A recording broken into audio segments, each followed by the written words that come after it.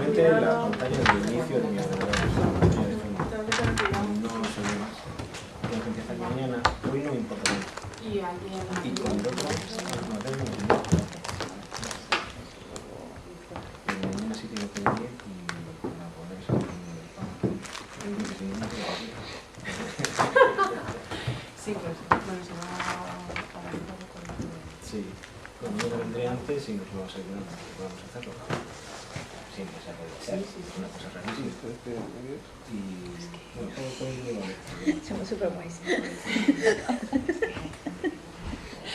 Estamos encantados con eso. Normalmente nosotros vamos a ir con la cámara. ¿Qué queda?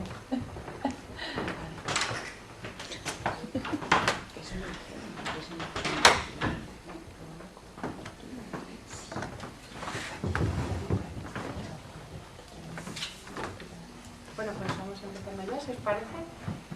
Hoy tenemos el placer de tener con nosotros a Fernando Bayón, que ha estado unos cuantos años en nuestra casa. Es doctor en filosofía por la Universidad de Deusto, ha cursado estudios en Tübingen junto a Manfred Frank y realizado estancias de investigación en el ETH de Zúrich y en las universidades de Princeton y Yale. Bueno, como os decía, ha sido becario postdoctoral, investigador contratado en el Instituto de Filosofía, y donde ha formado parte además de los proyectos de investigación de José María González, Memoria, Cultura e Identidades Fronterizas, y de Juan Carlos Velasco, Políticas Migratorias, que están integrados en la línea de justicia, memoria, narración y cultura. Además ha ejercido como profesor en la Universidad de Deusto de la asignatura de Textos e Historia de la Filosofía Moderna, y ha sido conferenciante y profesor invitado en varias universidades, entre ellas Siena y en la Universidad Iberoamericana y a la UNAM de México, y autor de innumerables artículos dedicados a la retórica política de la genealogía. Y bueno, vamos a tener 3 sesiones con él, hoy, mañana y pasado, y el título que aunaría las 3 sería Retórica y Sociedad Límite. Muchas gracias, Noelia, por la presentación, y muchísimas gracias al Seminario de Jóvenes Investigadores por la invitación. Me siento como en casa y muy agradecido por esta invitación. Confío en que os arrepintáis lo menos posible, puesto que esto va para largo, ¿no? Son 3 sesiones bajo el rótulo general de retóricas, sociedad limitada, metáforas con que imaginar o no los vínculos políticos tras la modernidad.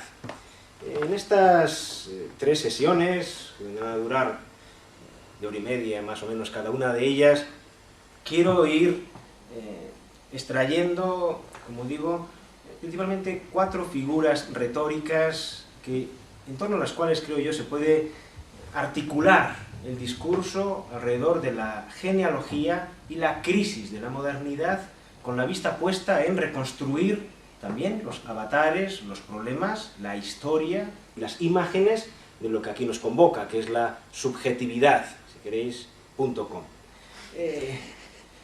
Esas figuras, o grandes figuras retóricas con que apalabramos, con que articulamos la subjetividad, recortándola contra el fondo de la genealogía de lo moderno, que es, digamos, el lugar de donde se parió el invento, y la crisis, los avatares, las deflaciones, las transformaciones de la subjetividad a lo largo de los propios avatares mismos de lo moderno.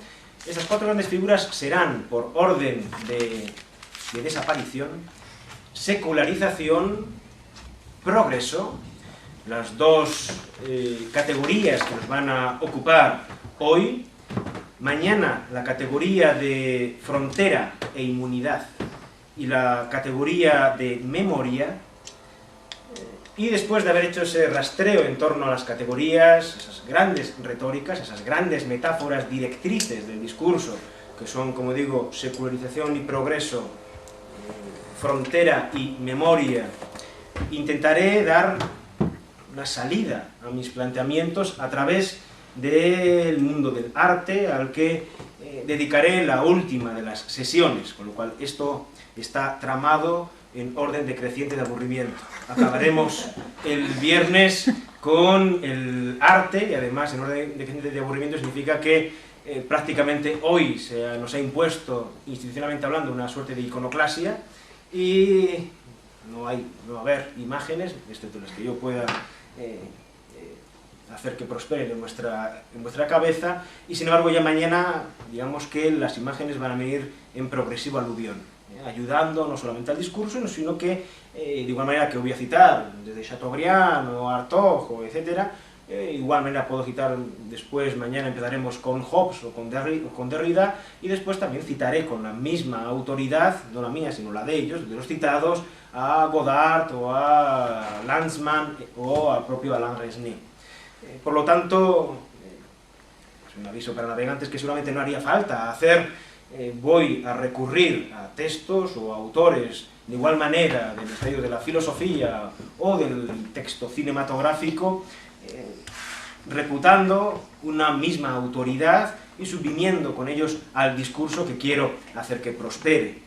Bien, la clase de hoy, o el seminario de hoy, la metodología tampoco creo que hará falta insistir en ella, va a permitir todo tipo de interrupciones, casi diría yo a capricho, aunque es cierto que después de articular mi discurso, y a pesar de que este no solamente me permite, sino que incluso algunas veces exigirá verse interrumpido por vuestras exigencias de aclaración o lo que sea, al final, desde luego, de la clase, y ya que hoy vamos a acabar en torno a las 12 menos cuarto para dejar el aula expedita para Chechu y compañía, en torno a las 11:30 o así, podemos abrir, si queréis, un debate, cuando menos de 15 minutos, en torno a los temas que aquí hayan sido citados.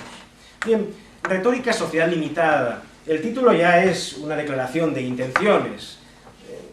El concepto de retórica que yo voy a manejar, y esto también es, digamos, un preámbulo metodológico de mi exposición, no tiene que ver con un mero ornato de un discurso elaborado con anterioridad e independencia, que después se vehicula de una u otra manera más o menos bella, más o menos persuasiva. Ese término de retórica no es el que yo voy a utilizar como si fuera una especie de acontecimiento adventicio al discurso, que solamente sirve a efectos persuasivos para exornarlo. No se trata de eso, digamos que el concepto de retórica en el que me voy a apoyar, quizá viene ejemplificado por el tratamiento que hace alguien como Hans Blumenberg, uno de cuyos ensayos, quizá de los más accesibles, las realidades en las cuales vivimos, Wirklichkeiten in denen wir leben, las realidades en que vivimos, dedica dentro de ese ensayo un capítulo a una aproximación antropológica a la actualidad de la retórica. Y allí expone de una manera, yo creo que suficientemente interesante, y en este contexto persuasiva, cómo en esta situación antropológicamente carencial que nos constituye, en esta sensación de falta constitutiva del dato básico de lo humano, allí donde realmente estamos desasistidos de evidencias, la retórica crea instituciones. Dice, donde faltan las evidencias, la retórica crea instituciones. Es decir, la retórica no es una alternativa a la racionalidad, sino una forma de pactar con la racionalidad una vez que ésta parece haberse debilitado en algunos de sus extremos. Por lo tanto, la retórica es ese conjunto, pongo por caso, de recursos, entre ellos, muy evidentemente, las propias metáforas, que nos ponen frente a frente a la situación habitual, digamos, de este animal simbólico y hermenéutico que es el ser humano, que no puede entablar relaciones directas, absolutas con su entorno, sino siempre, necesariamente, a través de rodeos, a través de símbolos, a través de metáforas. Bien, una de esas grandes metáforas, las metáforas son aquellas imágenes que sirven para conceptualizar lo que ni la filosofía ni la ciencia nos ayuda a conceptualizar.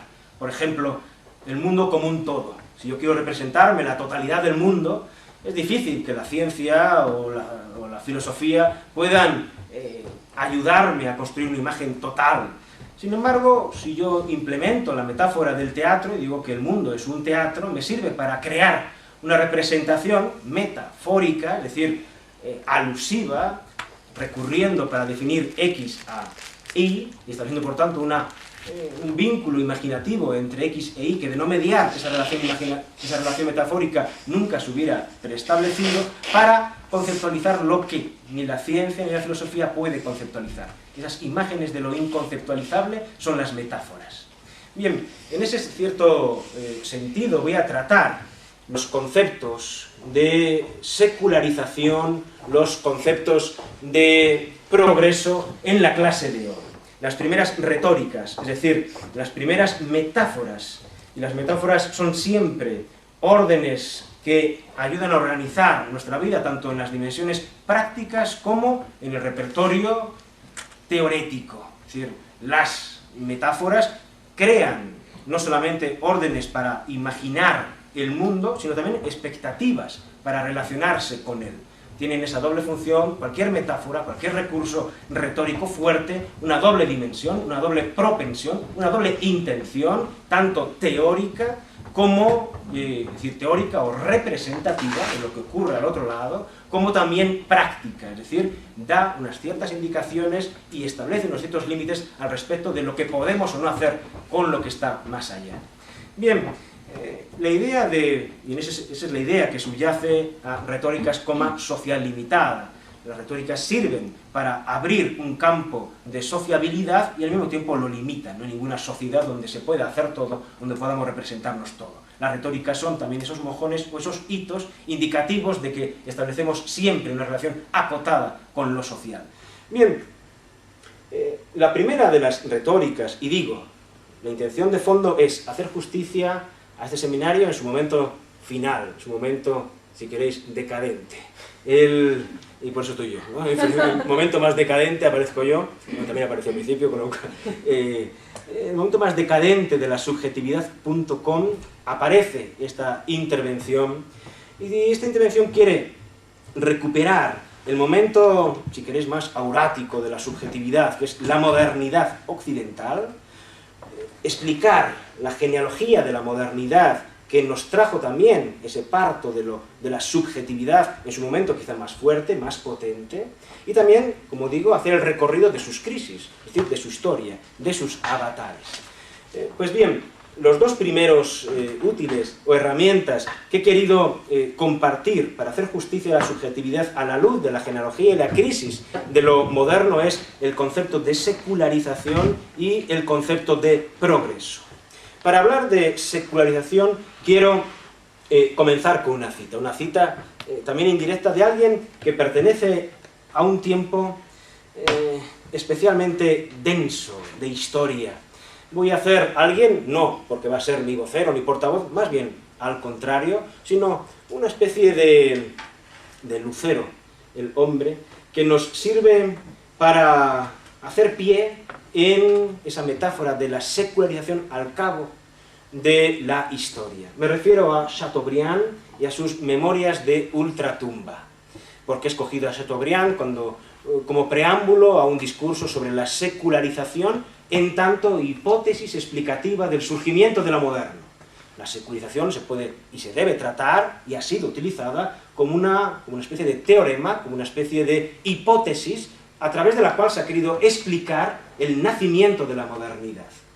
Es sencillamente una hipótesis. A algunos les convencerá más que a otros. Yo estableceré una relación crítica con esa hipótesis, pero quiero plantearla. Y cuando queremos establecer una indagación genealógica al respecto del inicio de lo moderno, creo que tenemos que recurrir a este tipo de hipótesis, a este tipo de imágenes fuertes que nos permitan explicárnoslo, siquiera sea de manera más o menos provisional. La secularización nos ayuda en eso y ha sido una de las hipótesis más potentes, más debatidas, filosóficamente más densas, filosóficamente con más potencia de generar discurso, de crear expectativas y contraindicaciones también a lo largo del tiempo, y por eso la he escogido. Para introducir, digo, un discurso al respecto de la secularización entendida como un teorema o hipótesis explicativo del surgimiento de lo moderno, he escogido a alguien entre medias del tiempo. Gente como Chateaubriand. Chateaubriand hay que localizarlo, yo creo que bien lo sabéis, dado el éxito casi bestselleresco que ha tenido sus memorias de ultratumba, será porque lo ha editado muy bonitamente El acantilado, y más recientemente en 4 volúmenes, de un precio bastante asequible. vive a caballo de los siglos XVIII y XIX. Chateaubriand es un hombre que precede a la Revolución Francesa, que la protagoniza padeciéndola, que padece el martirio del exilio por no convenir a la burocracia revolucionaria y terrorífica. Es un hombre que conoce, por tanto, el terror revolucionario, que se enfrenta a él, que disiente de la revolución como gran acontecimiento a caballo, bueno, a finales del siglo XVIII, y que sin embargo se apunta al carro de la restauración, que acontece con posterioridad a la debacle napoleónica, el primer Napoleón, en 1814, gracias a Luis XVIII, y posteriormente, en el año 1824, si no recuerdo mal, que es 1814-1824, cuando está el insano de Luis XVIII, y le revela otro que todavía era peor, que es Carlos X, como bien sabéis, de 1824 hasta el año 30. Es ese momento, el famoso momento de la restauración borbónica, post-revolucionaria, post-Bonaparte, cuando el bueno de Chateaubriand establece sin mayores ambigüedades, aunque habría mucho que matizar, una mayor labor como embajador, como diplomático, etc. Y después conoce, sin embargo, también el exilio debacle de Carlos X y el ascenso de Luis Felipe y el momento en que Luis Felipe llega al colapso, este rey que sin embargo se compadecía con los principios revolucionarios, por eso fue puesto en 1830 para sustituir a Carlos X, y culmina en el momento revolucionario del 48. Por tanto, desde la génesis de la revolución del 89 hasta la revolución burguesa nacional del año 48, este hombre se pasea por una Europa especialmente convulsa, una Europa donde también el teorema de la secularización se pone en la picota con toda su consecuencia, con todo su efecto político. Fijaos él en sus páginas finales, que son las más chulas, las más patéticas. En el capítulo 16 del último libro habla de la idea cristiana es el porvenir del mundo, y dice Chateaubriand: en definitiva, mis reflexiones me llevan a la conclusión de que la antigua sociedad se está hundiendo, que es imposible para cualquiera que no sea cristiano comprender cómo la sociedad futura podrá proseguir su curso y responder a un tiempo a la idea puramente republicana o a la idea monárquica modificada. En cada una de las dos hipótesis, la republicana o la monárquica, las mejoras que deseáis no podréis sacarlas sino del Evangelio. En el fondo de la depravación de los sectarios actuales se encuentra siempre el plagio, la parodia del Evangelio, siempre el principio apostólico. Este principio ha penetrado a tal punto en nosotros que nos servimos de él como si nos perteneciera, lo consideramos connatural a nosotros por más que no lo sea. Proviene de nuestra antigua fe, de la fe de nuestros ascendientes en segundo o tercer grado. Ningún libre pensador que se ocupara del perfeccionamiento de sus semejantes habría concebido nunca tales cosas si el derecho de los pueblos no hubiera sido asentado por el Hijo del Hombre. Todo acto de filantropía que llevamos a cabo, toda doctrina humanitaria con la que soñamos, no es sino la idea cristiana bajo otra forma, llamada con otro nombre y con excesiva frecuencia desvirtuada. Es siempre el verbo el que se hace carne. Y en un apéndice muy relevante, culmina sus memorias, antes de volverse a la tumba, de esta manera, con esta perspectiva acerca del futuro. Dice: ¿cómo será la nueva sociedad? Lo ignoro, sus leyes me son desconocidas, no la comprendo más de lo que los antiguos comprendían la sociedad sin esclavos traída por el cristianismo. ¿Cómo se nivelarán las fortunas? ¿Cómo se equilibrará el salario con el trabajo? ¿Cómo alcanzará la mujer la emancipación legal? Dice: no tengo ni idea. Hasta ahora, la sociedad ha procedido por agregación y por un sentido de la familia. ¿Qué aspecto ofrecerá cuando no sea más que individual, tal como tiende a convertirse, tal como la vemos ya formarse en los Estados Unidos, país que él conocía? Probablemente la especie humana se agrandará, pero es de temer que el hombre se empequeñezca, que algunas facultades eminentes del genio se pierdan, que la imaginación, la poesía, las artes mueran en las celdas de una sociedad colmena, en la que cada individuo será como una abeja, una rueda en una máquina, un átomo en la materia orgánica. Si la religión cristiana muriese, se llegaría mediante la libertad a la petrificación social a la que China ha llegado mediante la esclavitud. La sociedad moderna ha empleado 10 siglos en formarse, ahora se está descomponiendo. Las generaciones de la Edad Media eran vigorosas porque estaban en una progresión ascendente. Nosotros somos débiles porque estamos en la fase descendente. Este mundo decreciente solo recuperará la fuerza cuando haya alcanzado el último grado. Comenzará entonces a remontar hacia una nueva vida. Veo perfectamente una población que se agita, que proclama su poder, que exclama: quiero, seré, a mí el porvenir. Descubro el universo.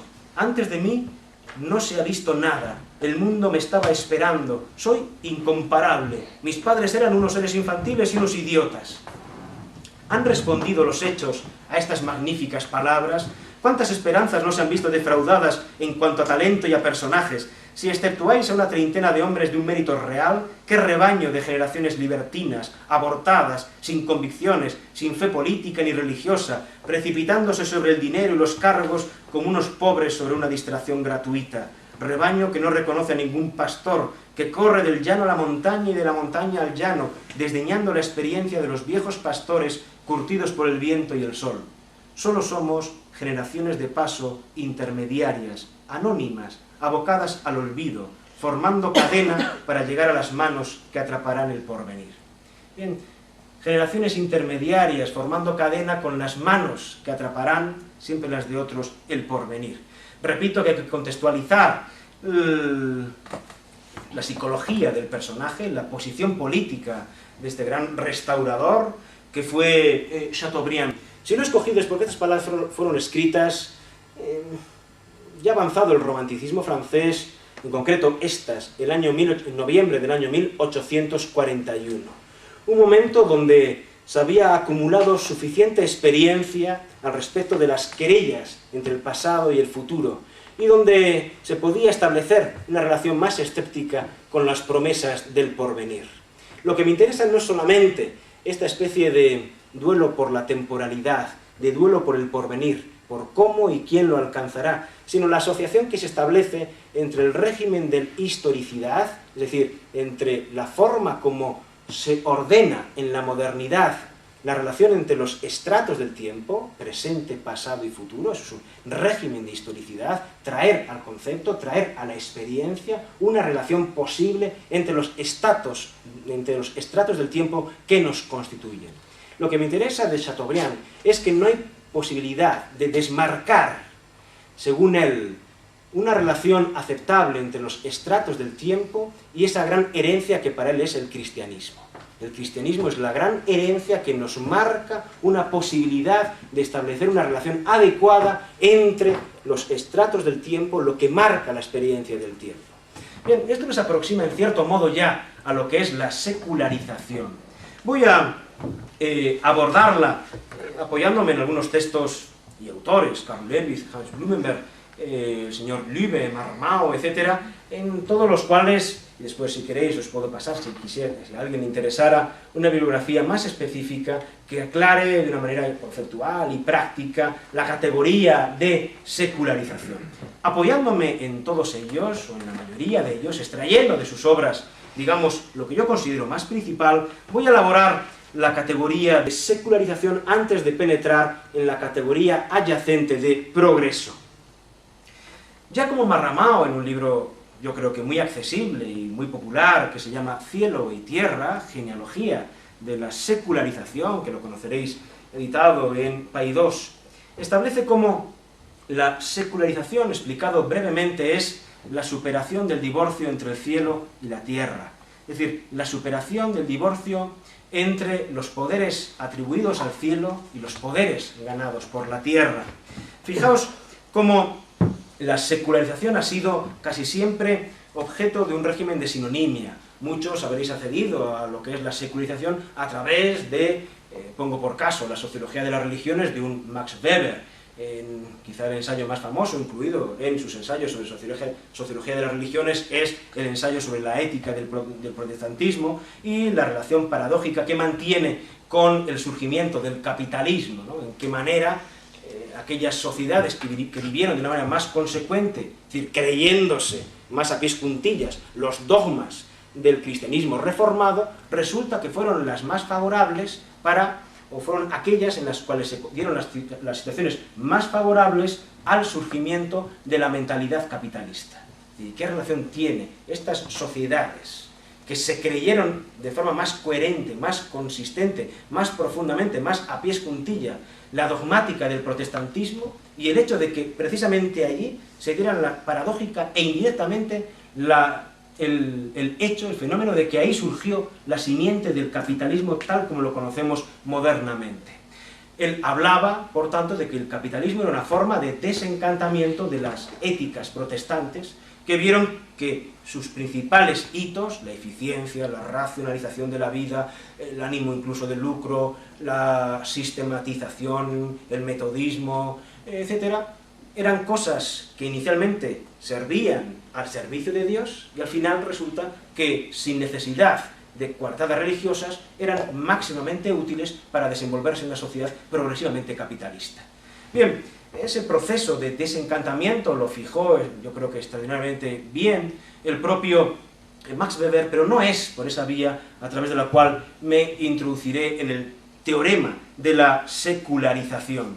Lo que me interesa entender por secularización, en primer lugar, a través de, repito, alguien como Blumenberg, o alguien como Hans Lübbe, o alguien como Marramao, o alguien como Karl Levitt, cuando hablamos de secularización casi siempre se tiende a considerar que secularización, muchas veces gracias a sus orígenes históricos y a sus planteamientos jurídicos en el momento de la Reforma Protestante, secularización era jurídicamente un régimen de expropiación de los bienes eclesiales a cargo de los príncipes temporales en el siglo XVI, en un momento de mayor insurgencia, también política, de la Reforma Protestante, que tuvo lugar en 1517 en Alemania y que se propaló por el resto de Europa a partir del año 1520 de la mano de Lutero, de la mano posteriormente de Calvino, Melanchthon y compañía. Es verdad que inicialmente secularización era un complejo proceso que tenía una fijación jurídica en términos de expropiación, repito, de los bienes de la Iglesia a cargo de los nuevos príncipes alemanes. Y por tanto, casi siempre, cuando se habla de secularización, se suele asociar el concepto al concepto o a la idea de expropiación, de minusvaloración de los bienes de la Iglesia en beneficio del orden terrenal. Creo que eso es un acercamiento posible, pero extraordinariamente limitado a lo que realmente es el proceso de secularización. Fijaos cómo hoy, cuando se habla de secularización, el mundo religioso muchas veces se palpa las prendas y se pone a la defensiva, como si la secularización comportara una amenaza a lo religioso, y como si la modernidad fuera el cumplimiento precisamente del proceso de secularización en tanto detrimento de lo religioso en beneficio de otras tecnologías del sentido, la ciencia, la filosofía racional, etcétera, etcétera, etcétera. Quiero llamar la atención acerca del hecho, sin embargo, de que muchos de los principales valedores, sobre todo en la primera mitad del siglo XX, del teorema de la secularización como orden de explicación de la modernidad, fueron teólogos cristianos. Fueron los teólogos cristianos los que, aparentemente de forma paradójica, puesto que si se ve en la secularización una suerte de chantaje o amenaza, expropiación o agresión a lo religioso, ¿cómo van a ser los teólogos o ninguna forma de custodio de lo religioso quien apoye esa hipótesis? Así fue.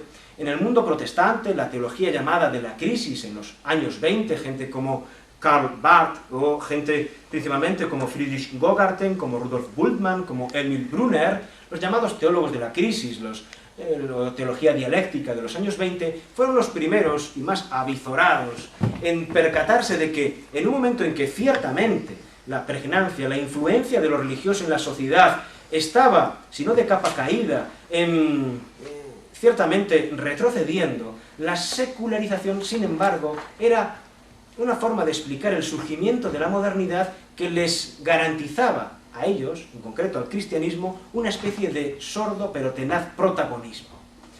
¿Y qué significa, por tanto, a sus ojos la secularización?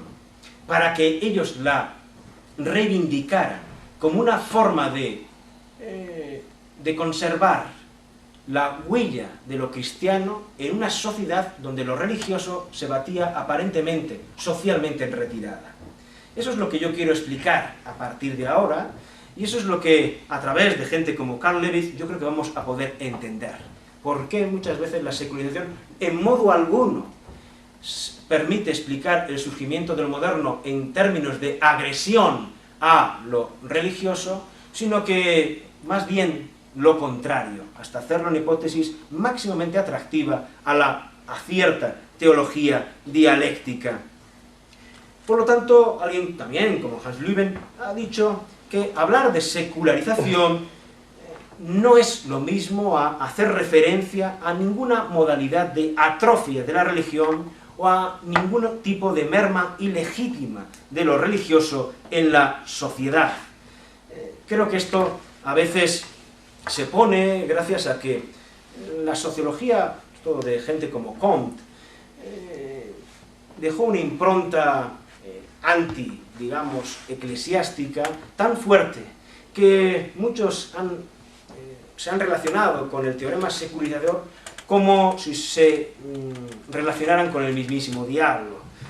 Quiero fijar qué hipótesis es la que tenemos entre manos a través de una discusión que ha sido muy eminente. La discusión en este área, gracias a la cual se batieron dos grandes espadas del mundo de la filosofía y del pensamiento social. Me refiero por una parte a Carl Lewis y por otra a Hans Blumenberg.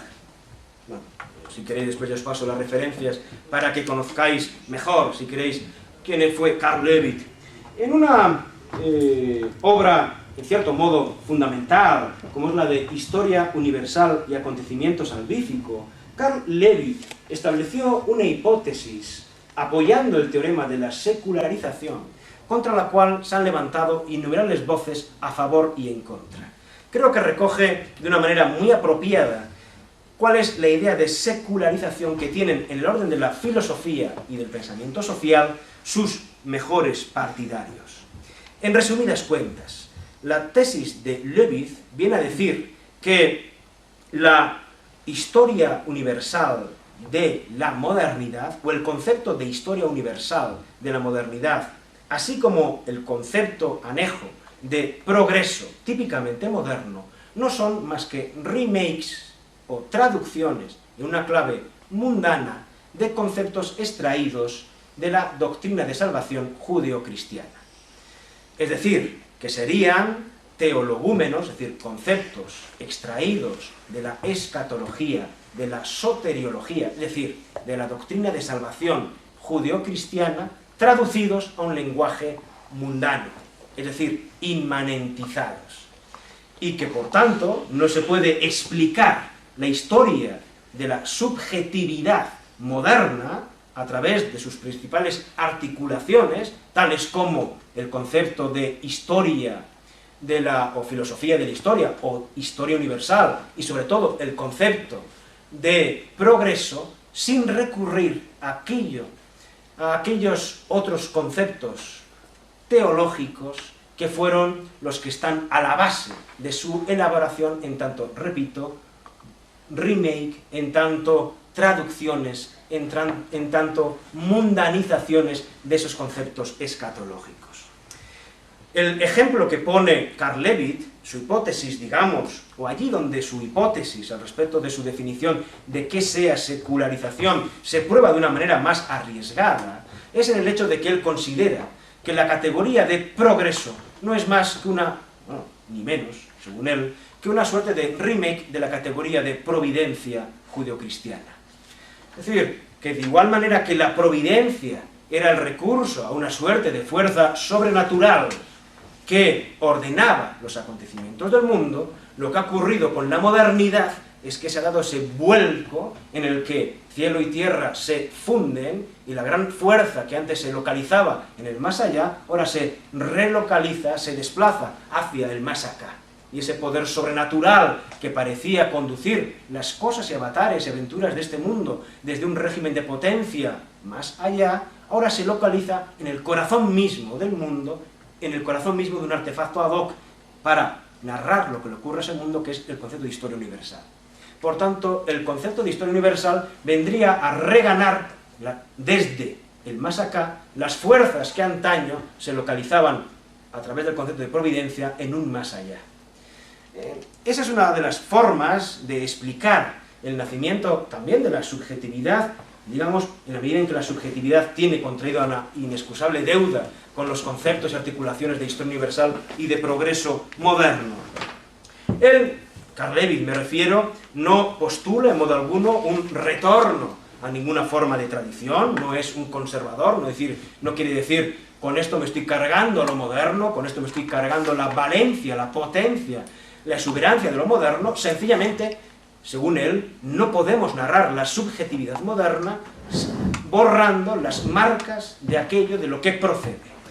Es decir, aquello de lo que lo moderno, la subjetividad, la historia, el progreso, no es más que una transformación, ni más ni menos. Una operación de metamorfosis tremendamente compleja, pero acerca de la cual no podemos cerrar los ojos. Este es, en cierto modo, la hipótesis fuerte de alguien como Carl Lewit.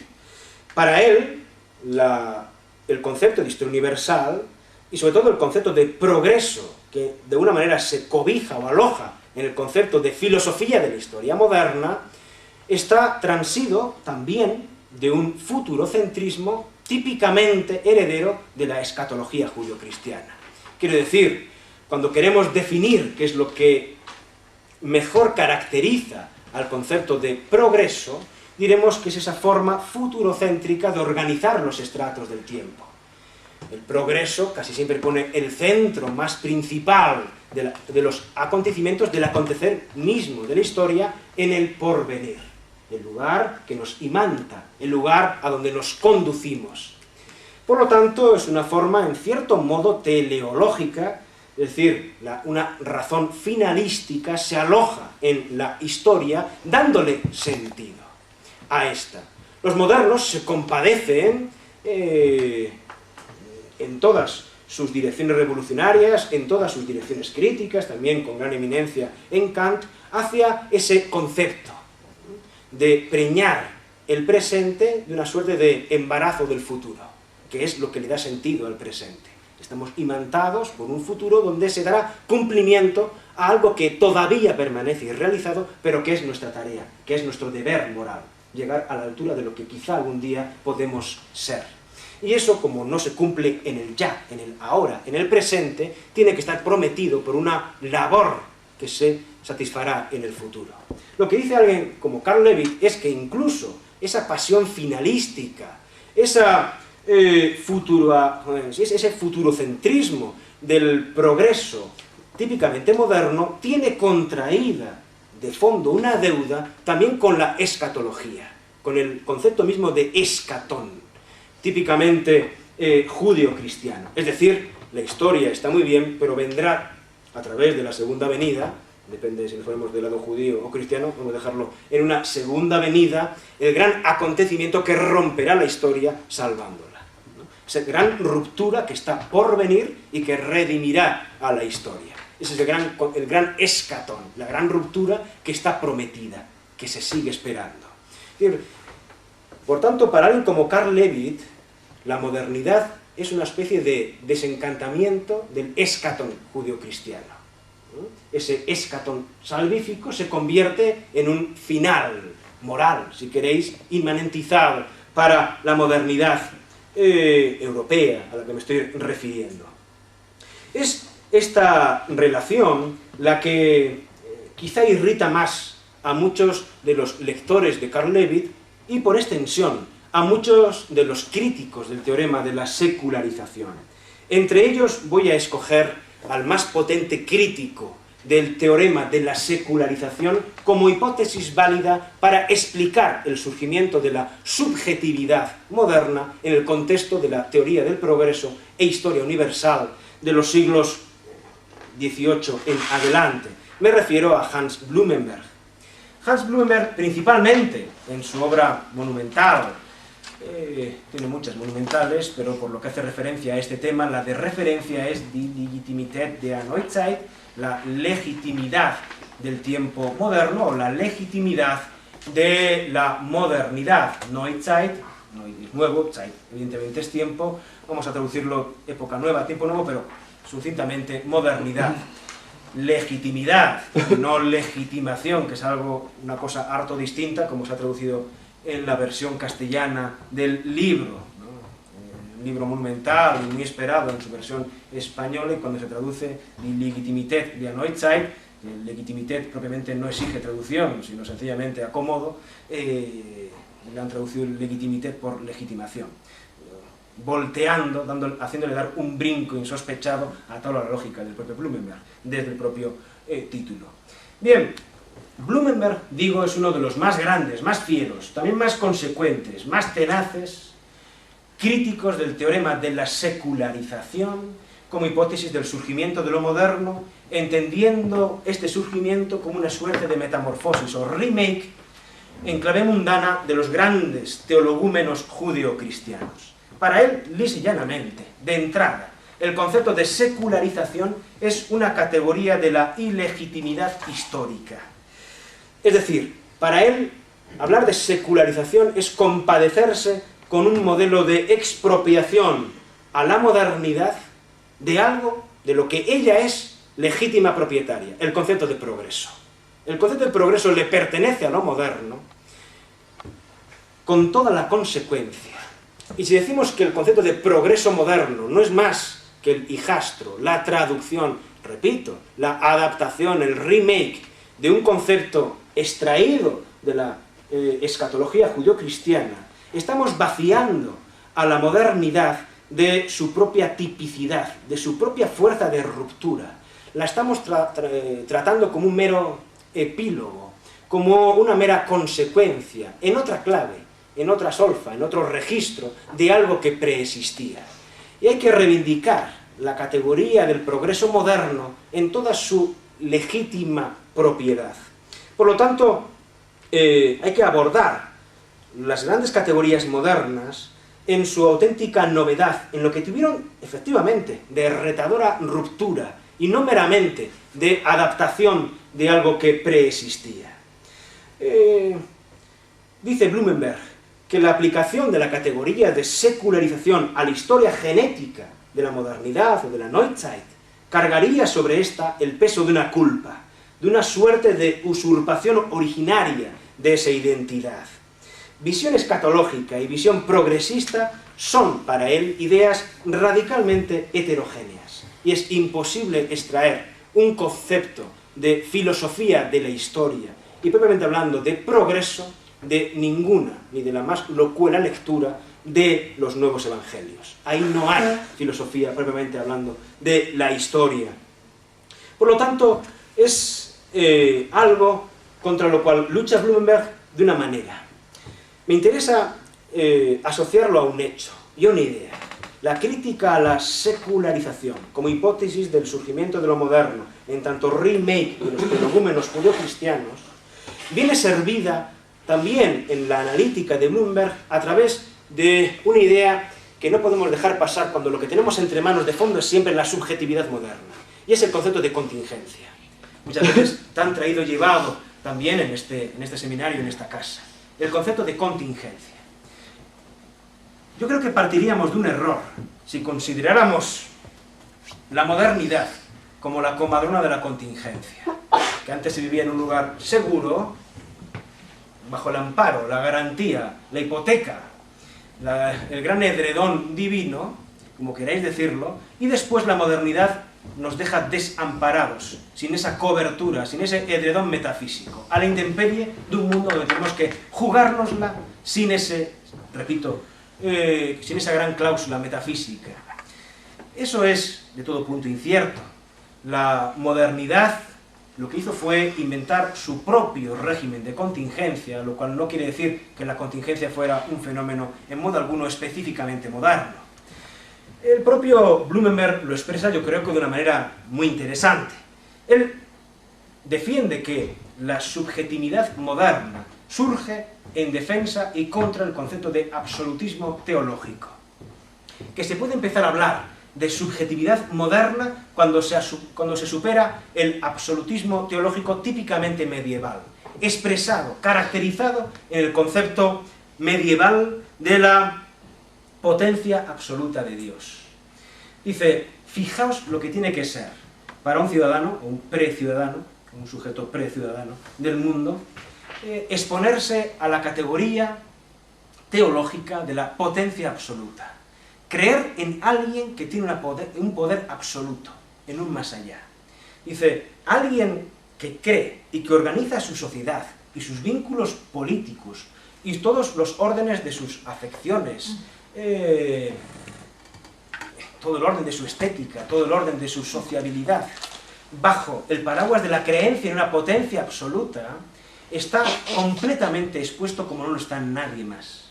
Conceder a un ser, en este caso trascendente, una potencia absoluta, es reconocerse a uno mismo incapaz para aventurarse en sus designios, incapaz para indagar en su voluntad, incapaz para poder averiguar sus deseos.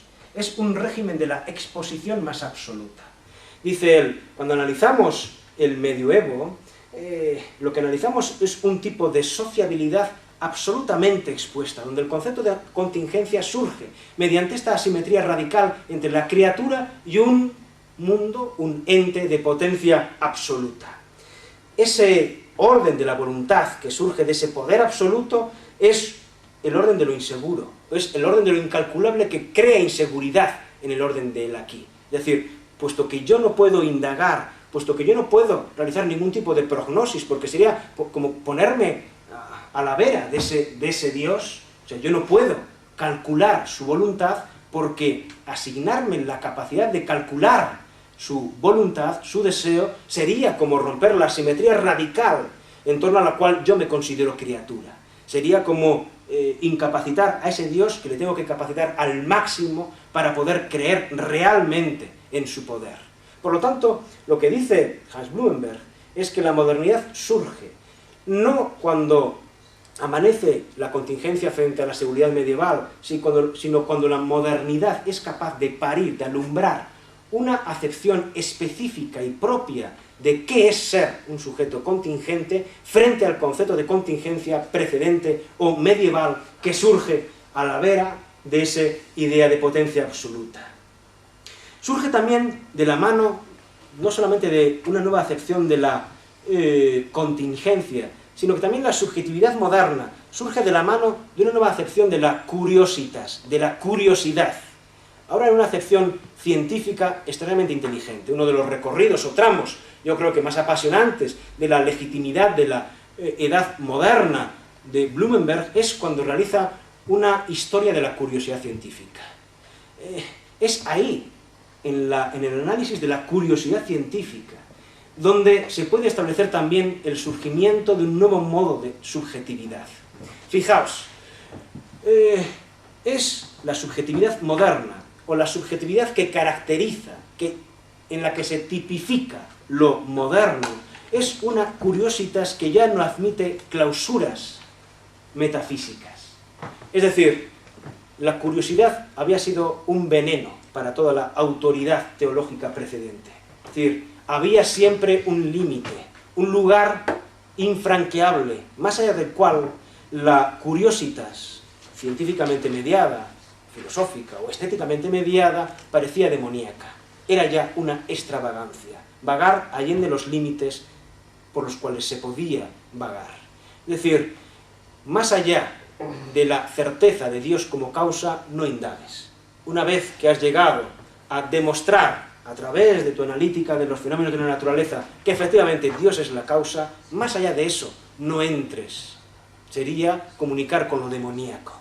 Romper esa barrera para la curiosidad científica es entrar en una nueva acepción de la ciencia, en una nueva acepción donde la curiosidad, como digo, ya no admite clausura metafísica, donde la curiosidad va a ser una curiosidad que va a permitir al saber dejar de quedar jamás exhausto. Es ese régimen casi fáustico de la sabiduría. No por nada el mito fáustico se consolida a mediados del siglo XVI, en el momento de la más auroral y temprana modernidad. surge como gran apoyatura, como gran muleta arquetípica, simbólica, legendaria, literaria, el mito de Fáustico, de la mano de la modernidad, como muleta de la subjetividad moderna. Ahí se fija el canon del sabio que jamás queda exhausto, que concursa con lo demoníaco para dejar de admitir clausuras metafísicas a su ansia de saber, que es capaz de vagar por donde antes no se permitía vagar, donde deja y exige que su sabiduría, que su ciencia, entre donde antes no se le permitía o no tenía entrada. Bien, y es también el surgimiento de la subjetividad moderna el momento en que se establece un nuevo concepto de fiabilidad racional del mundo. Un nuevo concepto, en vez de quedar a expensas de una voluntad que no podemos escrutar y que es incalculable, lo que le define a ojos de Blumenberg el surgimiento de lo moderno es más bien la constitución de una nueva confianza en la fiabilidad del mundo, en la fiabilidad racional del mundo, de que podemos establecer relaciones con el mundo, mediadas a través de la ciencia, que nos permitan establecer confianzas, relaciones causa y efecto que nos permitan, como digo, realizar prospecciones, realizar avances, realizar hipótesis, realizar también ensoñaciones de lo que está por venir, atreverse a pronosticar el futuro, a avanzarlo, a adelantarlo, es algo que empieza cada vez menos a dar miedo, que cada vez más se exige a través de las mediaciones de la ciencia. Por lo tanto, digamos que estos son una suerte de apuntes extraídos de la respuesta que da Hans Blumenberg a el teorema de la secularización tal como la entiende gente como Carl Levitt y compañía. No puedo entrar en más vericuetos porque quiero dedicar, siquiera sea los últimos minutos de mi exposición, al concepto de progreso. Pero antes de decir eso quiero, por lo tanto, recapitular. Creo que para analizar el surgimiento de la subjetividad moderna es extraordinariamente potente y sugerente indagar en la potencia y sugerencia del concepto de secularización. Pero entendiendo que secularización no es una expropiación de lo religioso, sino más bien quizá todo lo contrario. La secularización, tal como la plantea Carl Levitt, es mantener la huella de lo judío-cristiano en el concepto y corazón mismo de lo moderno. Todo lo desencantado, todo lo desmagificado, todo lo mundanizado, todo lo inmanentizado que queráis, pero permanece como huella. Progreso, historia no son más que acepciones mundanas de la teología precedente. Frente a ello, alguien que quiere emancipar la modernidad y sus logros del abrazo de oso de la escatología judeocristiana, alguien como Blumenberg. Fijaos que esta discusión, que puede resultar filosóficamente muy prolija, no deja de tener un inmenso y actual calado a efectos políticos. Fijémonos en que cuando incluso tenemos delante el reto y las miserias de elaborar una carta constitucional para Europa, todavía se discute si poner alguna suerte de coletilla donde se evidencie que Europa no sería tal sin el reconocimiento de la tradición cristiana. Con lo cual podríamos dejar en las bambalinas de por vida al mundo musulmán, a Turquía, etcétera, etcétera.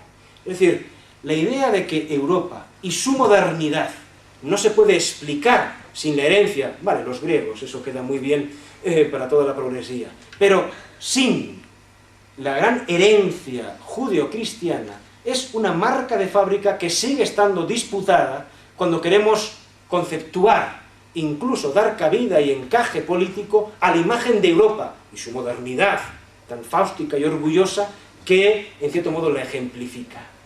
Es decir, ¿cuál es la relación entre herencia, pozo, tradición, huella, marca judeo-cristiana o cristiana tal cual y modernidad europea? Eso tiene una gran consecuencia a efectos políticos, incluso a efectos de redacción, pongo por caso, constitucional.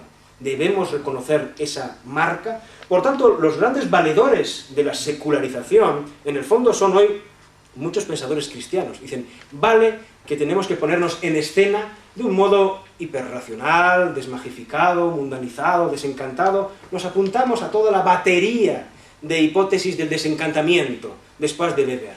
Pero precisamente la secularización me permite congeniar desencantamiento y asunción de la herencia cristiana.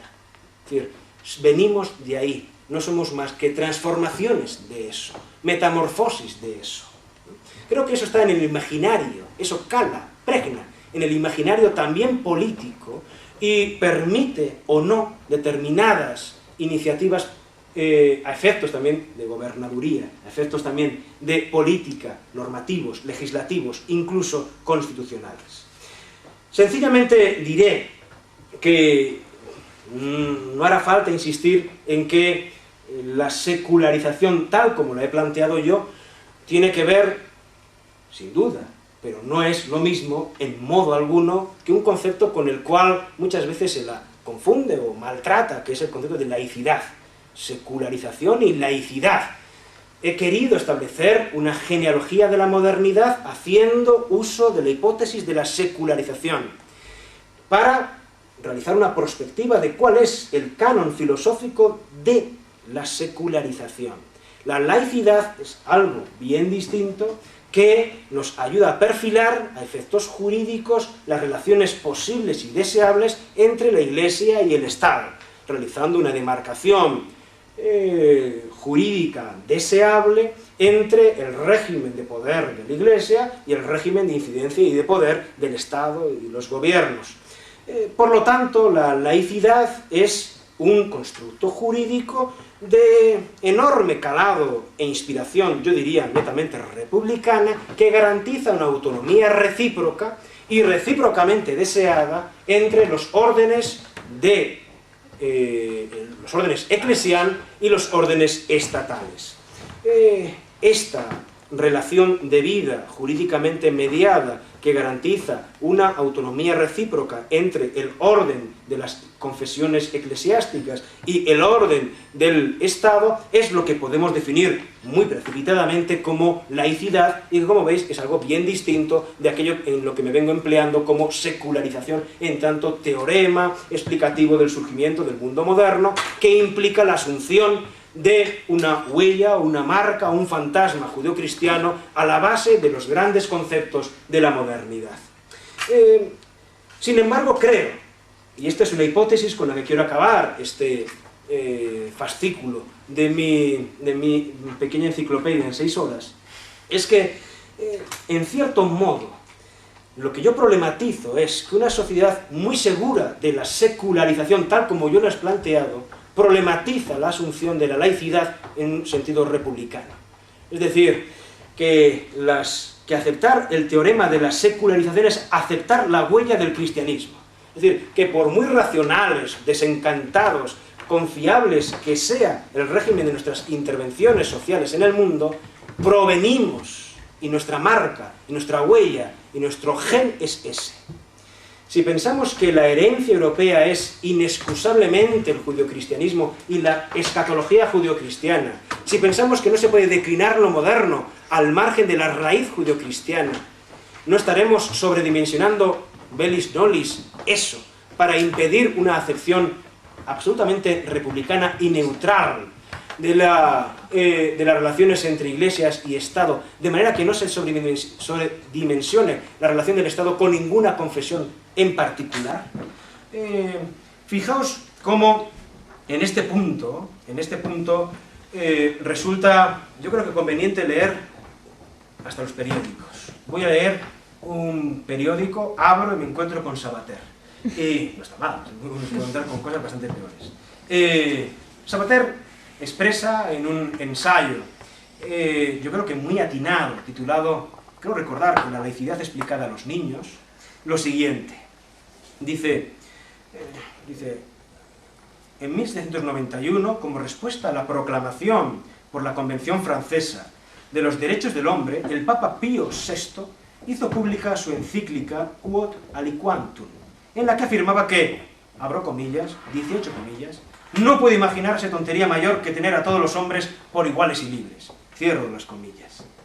A Pío X le correspondió fulminar la ley francesa de separación entre Iglesia y Estado con su encíclica Vehementer, de 1906, donde puede leerse, abro comillas, de Pío X, que sea necesario separar la razón del Estado de la Iglesia es una opinión seguramente falsa y más peligrosa que nunca, porque limita la acción del Estado a la sola felicidad terrena, la cual se coloca como meta principal de la sociedad civil y descuida abiertamente, como cosa extraña al Estado, la meta última de los ciudadanos, que es la beatitud eterna, preestablecida por los hombres más allá de los fines de esta breve vida. Pues bien, ¿qué es la laicidad? Es el reconocimiento de la autonomía de lo político y civil respecto a lo religioso, la separación entre la esfera terrenal de aprendizajes, normas y garantías que todos debemos compartir y el ámbito íntimo, aunque por supuesto públicamente exteriorizable a título particular, de las creencias de cada cual. La liberación, y esto es importante hacer mella en ello, la liberación es mutua. Es decir, no solamente que el Estado se libere de la religión, cuidado, la historia ha sido muy sangrante al respecto de los excesos en sentido contrario. A través de la laicidad se garantiza que las religiones también se liberan de la opresión posible del Estado. Por lo tanto, esa idea de que la emancipación es unidireccional, el Estado se emancipa de la gran sombra de lo religioso, también hay que leerla a senso contrario. La laicidad garantiza que las confesiones religiosas puedan prosperar en el marco debido de la racionalidad y de la ley, la racionalidad dentro de lo cual, de la que podemos defender dentro de las confesiones religiosas, pero en el marco debido dentro de la ley, ella también se garantiza la no interferencia indebida por parte del aparato, eventualmente opresivo, incluso represivo, del Estado. Y ha habido una gran historia, no hace falta mirar al otro lado del periclitado muro para analizar también eso. La laicidad, digo, repercute en una autonomía y en un reconocimiento de lo político y civil respecto de lo religioso que garantiza una mutua y debida emancipación. Por lo tanto, el peligro de que hablar de un Estado laico es hablar de un Estado ateo me parece no solamente filosóficamente abominable, sino directamente ridículo. Es decir, que pueda darse en algún sitio un Estado ateo sería tan raro como que apareciera un Estado geómetra o un Estado melancólico.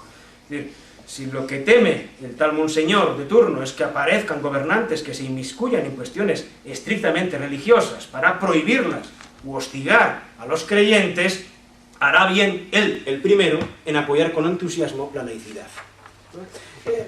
Esto me parece que tiene, por otra parte, una enorme consecuencia a efectos cotidianos.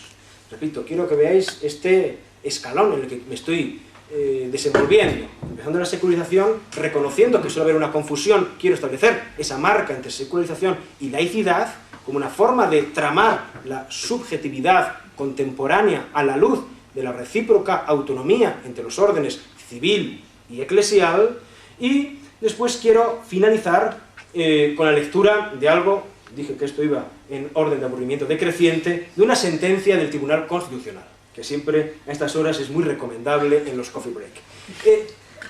El Tribunal Constitucional ha tenido que salir muchas veces al paso de esta confusión entre el orden de lo religioso y el orden de lo personal. Voy a leer no puedo detener porque daría para un seminario esta sentencia del año, lo del Constitucional es del año 2004, venía arrastrando de tribunales inferiores de tiempo atrás, de un subinspector del Cuerpo Nacional de Policía, destinado en Sevilla, en una unidad especial de caballería, al que obligaban a acompañar a un paso de procesión. Y él dijo que se negaba, porque era una interferencia con sus confesiones, o mejor dicho, su falta de confesión religiosa. Era una suerte de mixtura indebida entre las obligaciones profesionales, en tanto en su inspector de policía de la unidad especial de caballería, que en la medida en que además estaba destinado el pobre hombre en Sevilla, tenía que cubrir el paso, flanquearlo, no solamente con la vista puesta en mantener el orden y la seguridad pública, sino como parte del protocolo y del ritual religioso. Y esta era la gran confusión. La comparecencia de la policía forma parte de la protección de vida del orden público o forma parte del ritual religioso. Y el Constitucional tuvo que salir al paso. Inicialmente, los tribunales menos inteligentes le quitaron la razón al subinspector, pero llegó el Tribunal Constitucional, donde establece, yo creo que de una manera tremendamente apropiada, como una lección al respecto de lo que es un régimen el Constitucional define de laicidad positiva, dentro del marco aconfesional establecido por la Constitución, una redacción que me parece en parte ejemplar. Dice: la defensa posible de la constitucionalidad de las órdenes recibidas por el ahora quejoso, el subinspector sevillano, sería la de argumentar, como se hace por la abogacía del Estado, que nos hallábamos ante un servicio propiamente policial, sin connotación religiosa alguna, y que trataba de asegurar el orden público en un acto con asistencia masiva de personas. Pero este razonamiento se debilita, desaparece dialécticamente, cuando en las mismas resoluciones de la Dirección General de la Policía se presenta como fundamento de la obligación de participar en el acto religioso el hecho de que el Cuerpo Nacional de Policía es hermano mayor de la Hermandad Sacramental de nuestro Padre Jesús el Rico. Es decir, y esto hay una nota, yo creo que es interesante, que daría también para otro volumen filosófico, el hecho de que una unidad de policía sea hermano mayor de una cofradía. De Málaga. Además, resulta evidente, sin la menor duda, que un servicio de las características del que aquí nos ocupa, unidad de caballería, uniformidad de gala, armas inusuales con sables y lanzas, etc., no es un servicio policial ordinario que tenga por objeto cuidar de la seguridad del desfile procesional, servicio que por otra parte no se presta con estas características a otras hermandades. Se trata más bien de un servicio especial, cuya principal finalidad no es garantizar el orden público, sino contribuir a realzar la solemnidad de un acto religioso de la confesión católica, como es la procesión de la hermandad tantas veces citada. Y estaba hasta el ponente harto. Alcanzado el convencimiento de que esta es la naturaleza del caso, son claras las implicaciones de tipo religioso de la participación en dicho servicio, implicaciones que fundamentan sobradamente la negativa de quien no profese la religión católica a tomar parte en manifestaciones de culto de dicha religión, como es desfilar procesionalmente. Creo que es un caso práctico. He querido empezar con una perspectiva, pues, digamos, filosófica, el mundo de la secularización. He querido bajar al orden de la laicidad, con la cual en modo alguno pretendo confundirla, sino establecer las marcas para evitar esas confusiones conceptuales entre secularización y laicidad, estableciendo, sin embargo, un posible vínculo entre lo que significa aceptar que estamos en una sociedad secularizada y lo que es luchar por una sociedad laica. Y al mismo tiempo veo en análisis de caso, como puede ser la lectura de una sentencia del Constitucional, cómo constantemente los órdenes de lo religioso y de lo civil están en una interactuación entre lo debido y lo indebido, que pone una y otra vez en la picota hasta qué punto la subjetividad está tramada en ese eje de tensión entre lo religioso o sus fantasmas, rituales, socializados, mal que nos pese, y precisamente el orden de la libertad interior. Es decir, hay que llamar la atención también desde el punto de vista de una lectura como la del Constitucional acerca de las huellas, las marcas, los brotes ritualizados, socializados, de una manera muchas veces inconsciente de lo religioso y de lo unilateralmente religioso, casi siempre en este caso de la confesión católica, en el tablero de juego de lo social, donde sin embargo hemos de hacer valer la libertad, que es propiamente civil, individual. Bien, creo que ahí hay una perspectiva de aplicación extraordinariamente interesante. Doy una vuelta de hoja y quiero hablar, para terminar, del concepto de progreso. Si no, lo que hacemos es entablar un diálogo ahora y lo dejo para comenzar mañana.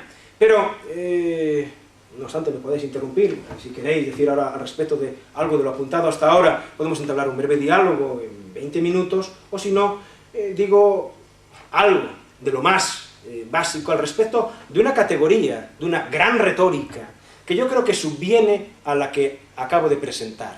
El término de secularización y ahora el concepto de progreso. El progreso es, sin duda, la retórica entre las retóricas de la autoconciencia, de la autoimagen, de lo moderno, de la modernidad, de la subjetividad moderna. ¿Cómo debemos entender qué supone, qué rendimiento, de qué recursos nos provee el concepto de progreso cuando queremos tematizar la subjetividad moderna? Voy a ponerme en la piel de Émilie de Châtelet. La historia de Émilie de Châtelet, una extraordinaria mujer, extraordinaria pensadora. Vivió poco, la mató un parto, creo recordar, 1706-1749. Es la hija del introductor de embajadores, eso sí que eran cargos bonitos, no los de ahora, el introductor de embajadores de Luis XIV. Fue esposa del marqués de Châtelet, del que recibe el nombre, ya sabéis. Fue una extraordinaria estudiosa de Leibniz, a quien dedicó un libro, Las Institutions de Physique. Fue una devota traductora al francés de los Principia Mathematica de su admiradísimo Newton, a los que además les enjaretó un buen comentario algebraico. Fue una extraordinaria matemática, una celebérrima alumna de Pierre-Louis de Maupertuis, otro admirable científico y astrónomo, si no recuerdo mal, este se iba a los países nórdicos y tiene el relato de un viaje al norte de Laponia, donde se le congelaban las bebidas, es maravilloso, para establecer la paralaje de la Luna.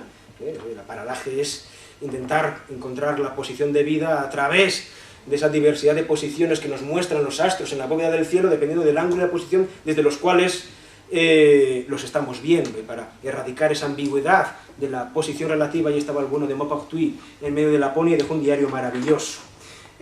Y sin embargo, esta señora es más conocida por ser, a partir del año 34, cosas del machismo, amante de Voltaire, al que abandonó, sin embargo, en el año 48, sin perder su genial amistad por el malo del marqués de Saint-Lambert.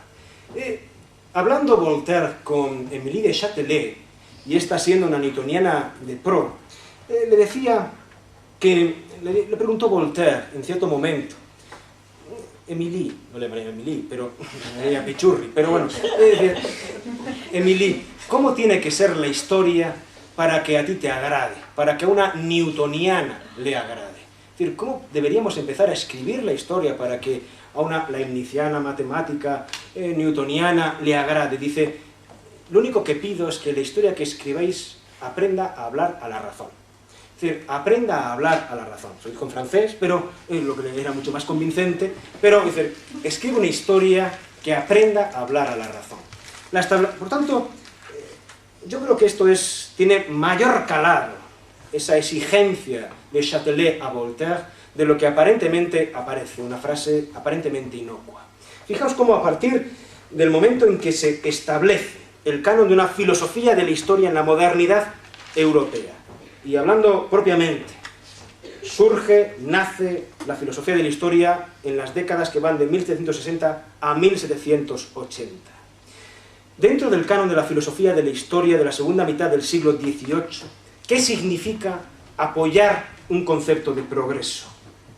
Significa cambiar una narración de lo que ocurre como un mero discontinuum de hechos por una narración de lo que ocurre como un continuo de movimiento. Es decir, empezar a dejar de narrar la historia de una manera discontinua para atreverse a narrarla, a relatarla en el movimiento de su continuidad supuesta. Suponer para la historia una continuidad que le da dinamismo y movimiento. Es decir, eso es el prerequisito para que la historia hable a la razón, es dar coherencia narrativa a esta historia, asignando a su movimiento una sensación, una lógica de continuidad. Creo que esto es importante entenderlo, la instalación de una lógica de continuidad en las narrativas de la historia a partir del siglo XVIII. Ese es el prerequisito del nacimiento del progreso. Fijaos cómo, no podemos entrar, pero desde el punto de vista lexicológico, lexical, etimológico, incluso en Alemania, no se impone en sus diccionarios, en el diccionario crítico de Johann Christoph Adelung, salvo en fecha tan tardía como 1778, una palabra en este sentido aplicable a la historia. El concepto de Geschichte se impone en fecha tan tardía en Alemania como es, me remito al diccionario crítico de Adelung, 1778. Es decir, hasta ese momento no existía ni idioma alemán, uno de los pioneros a la hora de meter baza conceptualmente hablando en Europa, una palabra con que significar la imagen del proceso general de la historia. Entender la historia como un proceso general en su movimiento continuo. Para eso se alumbra en Alemania, en fecha tan tardía, digo, como el 78 del siglo XVIII, la palabra Geschichte. Me parece que lo importante para captar la idea de progreso es ver que a través de la idea de progreso la subjetividad moderna supera, quizá por primera vez, una ancestral indiferencia entre el tiempo histórico y la constitución moral del hombre. Es decir, vamos a dejar de pensar de manera autónoma estas dos grandes líneas. La constitución moral o el deber moral de construirse de la humanidad no puede ser separada de la línea de la historia. Entender una lógica, una pregnancia, una deuda contraída por la historia con la constitución moral del hombre como un deber, es también patrimonio del progreso. Creo que muchas veces cuando se habla de progreso se tiende a creer que con ella los modernos supervaloraron el término ad quem, el término hacia el cual, el futurocentrismo al cual me he referido anteriormente. Quiero hacer mención de algo que complementa, sin duda ninguna, esta idea. El progreso no se construyó, o la idea de progreso no se construyó filosóficamente de una manera mera como futurocentrismo, como supervaloración del futuro. Fijaos, el progreso sirvió sin duda al futuro, pero obligó al mismo tiempo a rendir cuentas del pasado. Hay varias pruebas textuales que me permiten asegurar, en este caso, que el progreso no es solamente, repito, una supervaloración del estrato del porvenir. No, el progreso es sencillamente la supervaloración de la importancia que tiene el porvenir en los estratos del tiempo, en la articulación de los estratos del tiempo. Por una mentalidad progresista, ¿qué estrato del tiempo, qué experiencia del tiempo es la más importante? La que está prometida por el futuro. Sin embargo, ved cómo la experiencia de la temporalidad no se constituye gracias a esta supervaloración del estrato del futuro, al margen también de un recuerdo poderosísimo del pasado.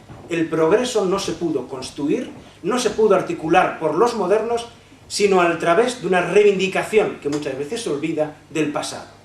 Pongo un caso. Yo creo que un caso, tal vez discutido, que a mí me resulta, creo que muy ilustrativo. La proclamación del calendario revolucionario republicano en Francia. Permitidme leer. El momento al que os invito a trasladaros. Estamos en la rueda de prensa de la presentación del calendario republicano decretado en 1793. La rueda de prensa atestada de medios. Corrió a cargo de un miembro de la Convención Nacional, un matemático, Charles Gilbert Rome, que fue uno de sus diseñadores junto con un poeta. El calendario lo diseñaron en una ilustrada entente, un matemático y un poeta. El matemático Rome y el poeta Fabre de Églantine, que aprovechó el momento para declarar, el tiempo abre a la historia un nuevo libro, y en su nuevo camino, simple y majestuoso como la igualdad, tiene que marcar con un buril nuevo los anales de la Francia revolucionaria. Todo lo que pertenece a los 18 siglos precedentes, durante los cuales lo único que prosperó fue el fanatismo, ha de olvidarse. El almanaque republicano asume como referencias propias únicamente los órdenes de la naturaleza y el orden de la propia revolución. Los años comenzarán el 22 de septiembre, coincidiendo con el equinoccio de otoño, y los 12 meses, divididos ya no en septimanas, sino en décadas, para desgracia de los asalariados, se repartirán entre las 4 estaciones, comenzando por vendimiario y terminando en fructidor. ¿no?, de fructus, fructidor. El santoral católico será cancelado en beneficio de la asociación de cada uno de los 360 días de la data republicana con un animal, una planta o una herramienta, sustituyéndose a Santa Santolomé por la manzana y a Santa Brígida por el brécol. Las fechas restantes, hasta contabilizar los 365, los llamados días complementarios o inicialmente los días sansculótidos, se empleaban como fiestas nacionales, y en lugar de las solemnidades pascuales se conmemorará las fiestas del trabajo, la virtud, el genio, la opinión, las recompensas y de comodín para los años bisiestos, el día de la Revolución. Bien, parece que se trata de una auténtica liquidación del pasado a través de esta nueva data republicana, de este calendario, que es, digamos, la forma de institucionalizar una nueva experiencia del tiempo, una nueva relación entre los estratos del tiempo. Sin embargo, nada más publicado este calendario, se echó de ver por parte de las mismas huestes revolucionarias que algo faltaba. Es decir, el calendario parecía diseñado para exhibir demasiado a las claras la fractura con el pasado, lo que fue percibido por algunos revolucionarios como una abjuración de la idea de progreso. Es decir, ¿cómo podemos defender la idea de progreso, de amejoramiento radical de la especie humana a través de la revolución si nos cargamos la herencia de los mejores hombres? Es decir, parecía una negligencia política dejar de armonizar de semejante modo la experiencia de novedad con la idea de progreso.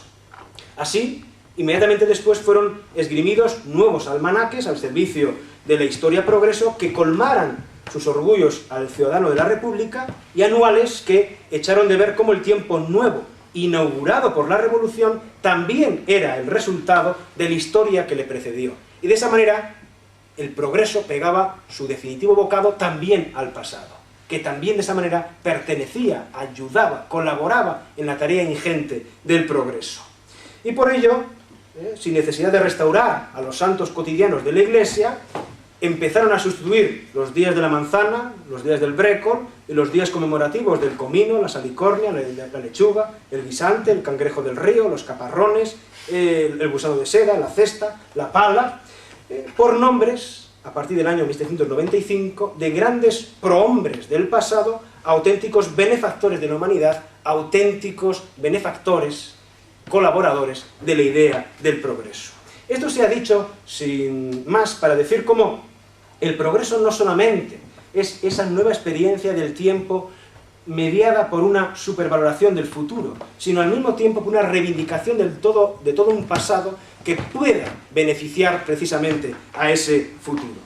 La tarea de la Ilustración, además, consistió no solamente, como digo, en reivindicar la grandeza de un futuro por venir, sino también en dar más tiempo al pasado. Yo creo que no se entiende bien, incluso con todas las consecuencias para la subjetividad moderna, si olvidamos que una de las grandes responsabilidades de los ilustrados y una de las grandes responsabilidades de los hacedores del progreso como concepto netamente moderno consistió en dar más tiempo al pasado. La razón inicialmente era obvia. En primer lugar, eso ayudaba a invalidar el primado de la Biblia como documento histórico a la hora de establecer las inopinadas, fantásticas cronologías de la edad del mundo según criterios acientíficos. Por ejemplo, una de las más reputadas y popularizadas de las cuales fue las del arzobispo anglicano. En 1700 se la tenía por una de las más atinadas cronologías del surgimiento del mundo, James Ussher, quien en sus Annales Veteris Testamenti, a prima mundi origini deducti, de 1650, concluía que el primer día de la creación, es decir, el Anno Mundi, había tenido lugar el domingo 23 de octubre del año 4004 a.C., al atardecer, decía. Es decir, no había habido 22 de octubre, no había habido sábado 22 de octubre, sino que el mundo se había creado el domingo 23 de octubre del año 4004 y sobre las 6 de la tarde.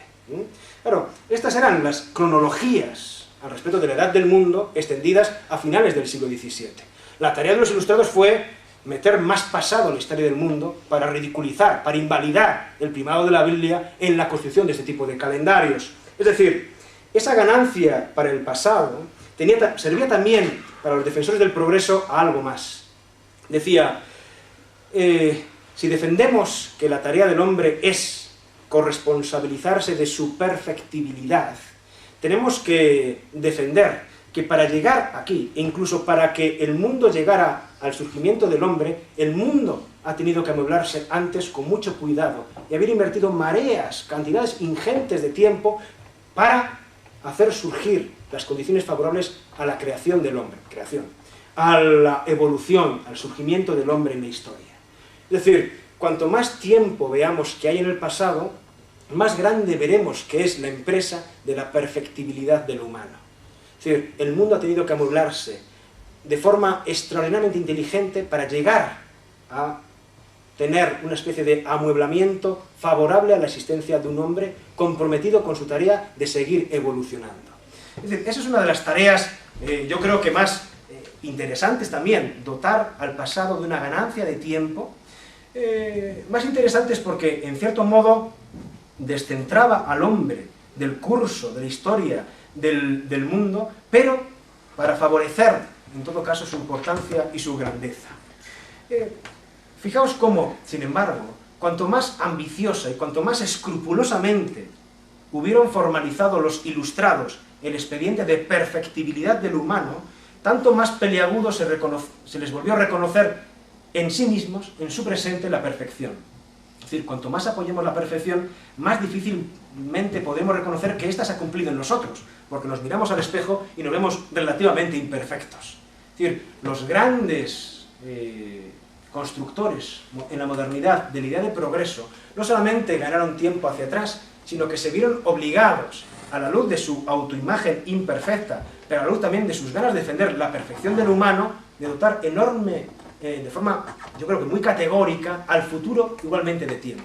Es decir, puesto que defendemos la perfectibilidad del humano y nosotros somos perfectos y distamos mucho de hacer justicia a esa imagen que nosotros, sin embargo, tenemos aquí acerca de lo que tiene que ser el hombre, tenemos que dotar todavía de mucho futuro al futuro, de mucho porvenir al porvenir, de mucho tiempo al tiempo. Bien, esas dos ampliaciones fueron como dos ampliaciones de las orillas, de las playas del tiempo, por detrás y por delante, dando en el centro, en el presente, en ese límite que es el presente, una idea cada día menos aterradora, pero muy potente, de lo que era la propia contingencia.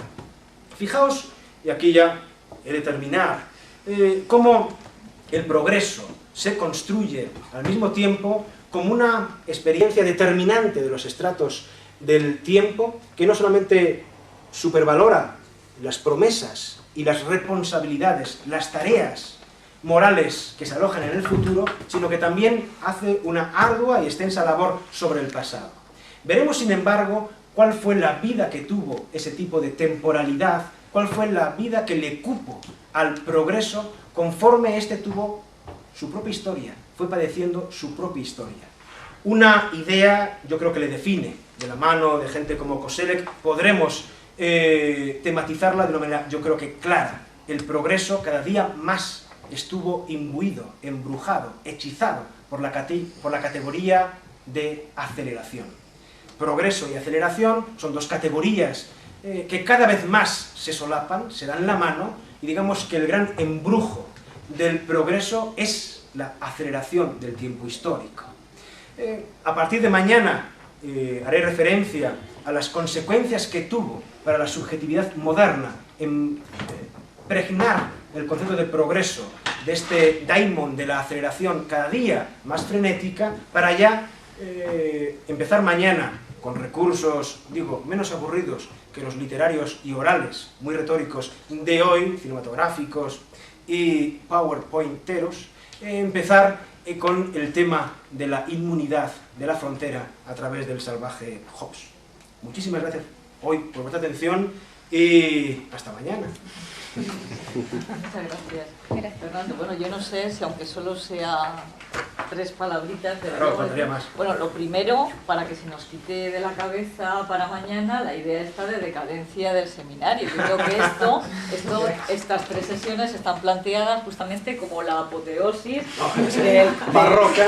La apoteosis del seminario sujeto.com, que claro, no simplemente pues digamos agotamos o esperamos agotar contigo esta temática para luego dar paso, ¿no?, al otro seminario que empezaremos a partir del mes que viene respecto al tema de diferencia y alteridad, que no será más que también, yo creo, ver la subjetividad desde otro punto de vista, ¿no? Entonces yo no sé, como el tiempo parece que apremia un poco, yo no sé si dar algunas preguntas o si no, proponer que por lo menos en el último día se vayan un poco acumulando las cuestiones. Y a mí eso me parece bien, si estamos de acuerdo. No sé si hay alguna cosa puntual. Hombre, yo tenía aquí apuntadas algunas cosas, pero ya veo que has terminado con Koselleck, porque yo todo el tiempo tenía, ¿no?, respecto a los dos conceptos, te lo digo un poco aquí, no sé si alguien más quiere decir algo para que igual lo pueda retomar mañana al comenzar, ¿no? Justo el par de conceptos de secularización y de progreso, digamos que tienen por una parte la mirada hacia atrás y la perspectiva hacia adelante, que es un poco también lo que Koselleck habla como experiencia y horizonte de expectativas. Vimos algo mañana, claro, justo es lo que venía. Claro, entonces bueno, pues como ya lo has apuntado, porque yo un poco tenía todo el tiempo esto también, mis peleas con Lewis ya las viste, ¿no?, en el libro de Entre Casandra y yo, justamente es eso, ¿no?, la idea de secularización y la idea de progreso, pero justamente compartiendo, yo creo, ambas, algo que tú retomas ahora al final de tu intervención, que es la idea de linealidad, que nos guste o no, es la idea judeocristiana, frente a esa idea más, digamos, de filosofía cíclica de la historia, claro, cíclica del mundo griego, ¿no? Entonces yo creo que todo el tiempo están un poco estuvieron también conviviendo las dos perspectivas también durante la modernidad, ¿no?, quedando, digamos, más solapada la idea cíclica, que luego, sin embargo, pues con Nietzsche, por ejemplo, vuelve a resurgir más, ¿no? Eso que yo llamaba... Para empezar con alguien como Chateaubriand, que es un hombre que empieza revolucionario, restaurador.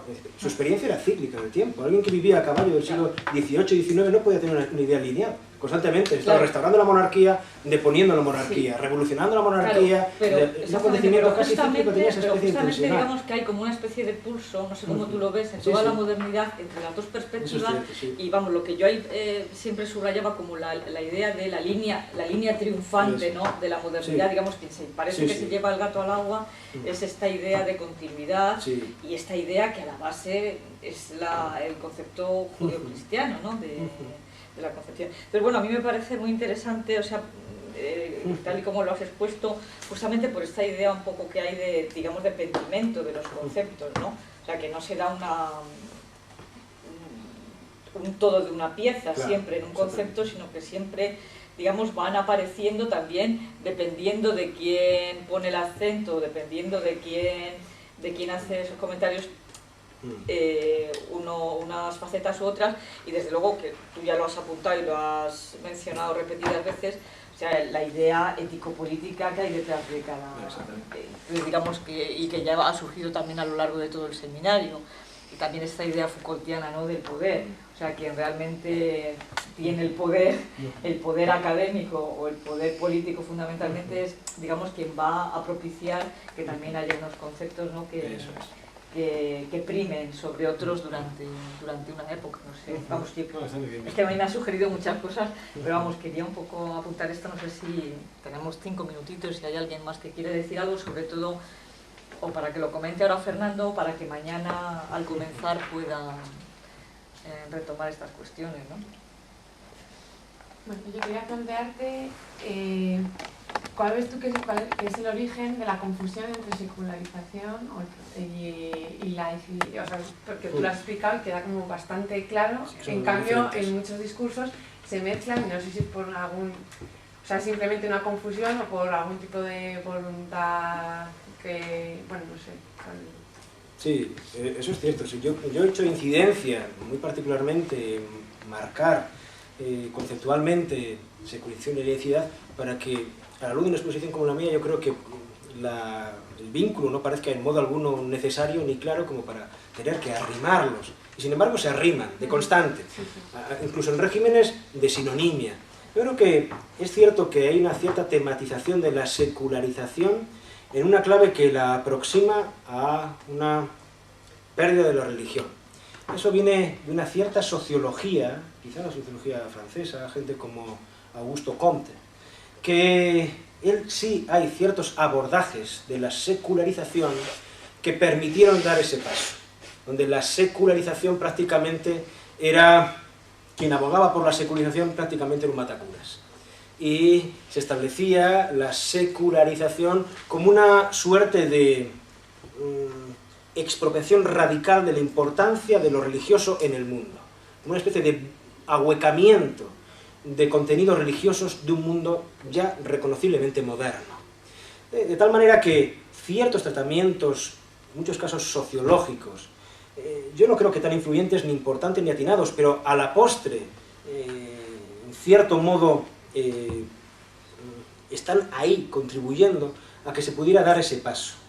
Yo creo que la retórica de esos dos empleos, secularización y laicidad, lleva hoy a una enorme confusión. Confusión que en cierto modo es lo que yo he querido, lo que he pretendido dejar en evidencia, se da de bruces con el contenido mismo de la secularización como una hipótesis defendida en muchos casos por teólogos cristianos o por filósofos criptocristianos. Es decir, hoy hablar de secularización es una suerte de criptocristianismo. Esa es una hipótesis mía, y no solo mía. Es decir, hablar de secularización es, y eso es perfectamente legítimo, pero en todo caso hay que ponerlo encima de la mesa, el criptocristianismo que hay en la obra de aquel que hable de secularización, puesto que ese hombre se está apuntando el tanto del desencantamiento y al mismo tiempo, con otra parte de su cerebro, está estableciendo o queriendo apuntarnos a todos el tanto de la herencia indiscutible de lo cristiano sobre la modernidad europea y todo nuestro bagaje. Eso es una cosa que yo sencillamente pongo, a veces denuncio, sencillamente otras veces pongo encima de la mesa. Por lo tanto, la laicidad es algo completamente distinto, pero es que es más.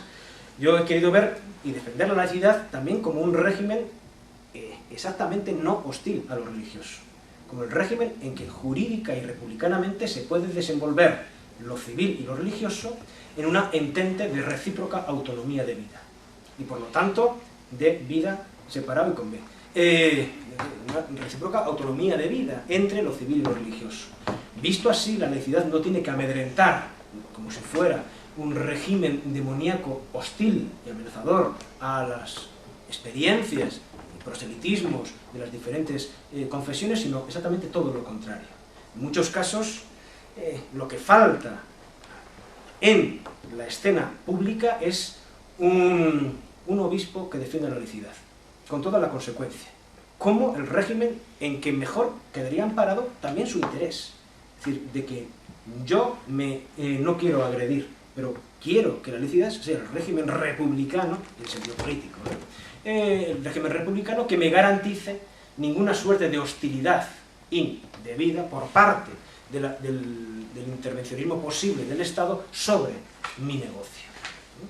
Una vez que yo me prometa en que no voy a sobrepasar los límites marcados constitucionalmente hablando.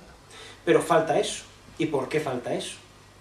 Quizá porque ellos no están dispuestos en todo caso a hacer su parte, es decir, porque realmente la idea de extralimitación casi parece como Pío X, la idea de que realmente uno dice, la Iglesia es capaz de soportar que el Estado asuma como competencia únicamente la felicidad terrenal y punto, de lo civil, o no.